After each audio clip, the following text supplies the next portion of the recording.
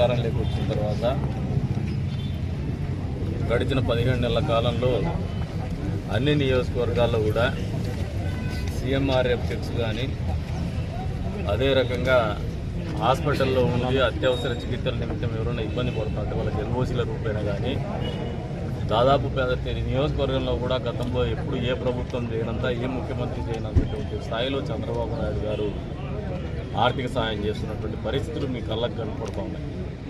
అందులో భాగంగా ఈ రోజున కదిరి నియోజకవర్గంలో దాదాపు 50 లక్షల రూపాయలు సీఎంఆర్ఎఫ్ రూపేణా ఎల్ఓసీ రూపేణా ఇచ్చింది. ఎల్ఓసీ ఒక 3 లక్షలు, మిగతాది 46 లక్షల చిల్లర సీఎంఆర్ఎఫ్ ఇవ్వడం, 50 లక్షల రూపాయలు ఇవ్వడం.